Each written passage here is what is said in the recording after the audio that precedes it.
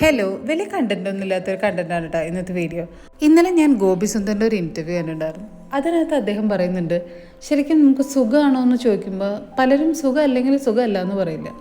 Basically സുഖത്തിന് വേണ്ടിയിട്ടാണ് നമ്മൾ ജീവിച്ചുകൊണ്ടിരിക്കുന്നത്. അതിനുള്ള വഴി നമ്മൾ തന്നെ കണ്ടുപിടിക്കണം. എനിക്ക് തോന്നുന്നു ഈ സ്ലോ ലൈഫിലെ ബ്യൂട്ടി ഞാൻ ഇപ്പോഴാണ് മനസ്സിലാക്കുന്നത്. ബേബിക്ക് വേണ്ടിയിട്ട് കുക്ക് ചെയ്യുന്നു, ബേബിക്ക് വേണ്ടിയിട്ട് ഷോപ്പ് ചെയ്യാൻ പോവുക, and end of the day കുറച്ച് നേരം എനിക്ക് വേണ്ടിയിട്ട് ഒരു കോഫി കുടിക്കാനും ഞാൻ സ്പെൻഡ് ചെയ്യും.